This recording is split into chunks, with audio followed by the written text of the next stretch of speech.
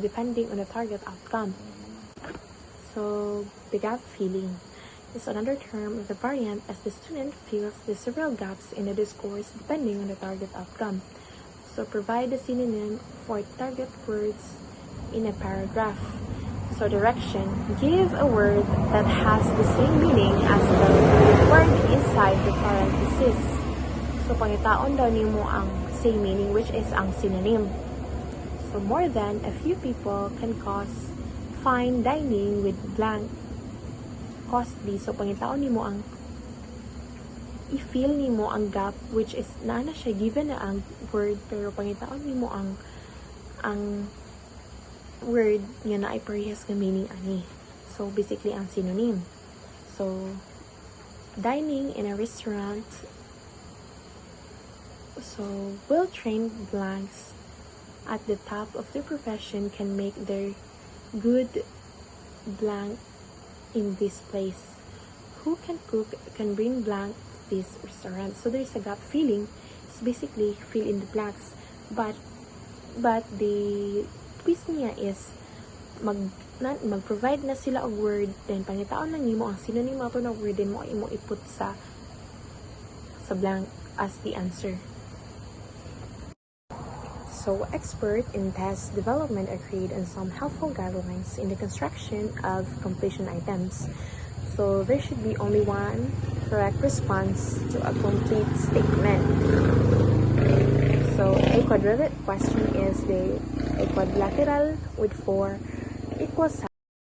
So next is the short answer items. So instead of supplying words to complete statement, relatively short answers are constructed as direct answer to questions. So ang short answer is direct answer na. So for example, sa table 8, short answer items structure. So question is, so sa illustrative items running. So what is a four-sided polygon is called? So ang expected response ani is ang quadrilateral.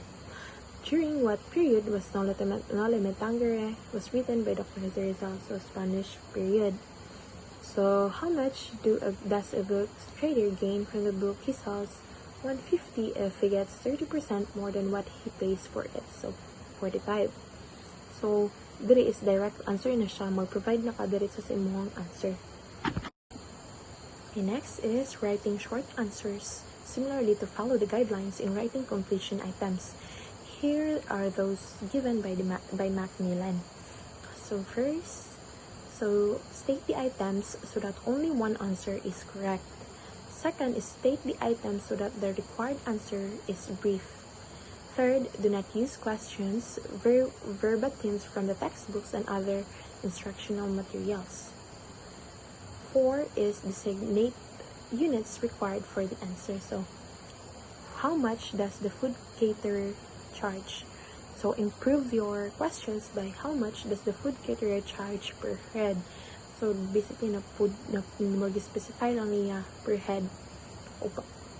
Next is to state the items succinctly.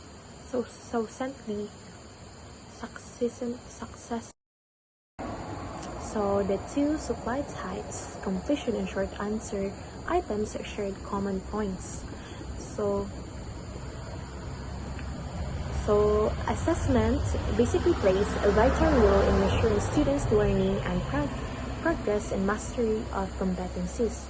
So certain types of assessment tools are specifically designed to evaluate the knowledge and simple understanding and the fundamental levels of learning of the students.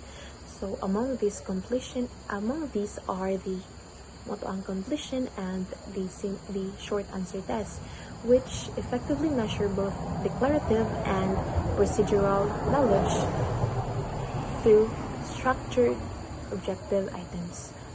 So first is the appropriate for assessing knowledge and simple understanding. So completion and short answer tests are suitable for assessing learning outcomes that involves recalling facts, identifying terms, and demonstrating basic comprehension.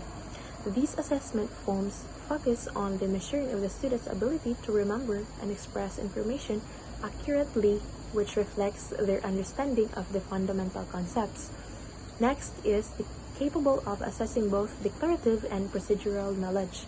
So these These tests can evaluate declarative knowledge, the knowledge of facts and concepts, and as well as the procedural knowledge, which involves knowing how to perform specific task or process. So for example, a completion of tests can assess factual recall. So in conclusion, completion and short answers tests are valuable tools for assessing basic learning outcomes involving knowledge and understanding. They are simple to design objectives in scoring and effective evaluating both factual and procedural learning. When used within an adequate number of items, these assessment methods provides reliable evidence of students' achievements and support fair and comprehensive evaluation of learning practice. So that's all for my topic. Thank you for listening, and the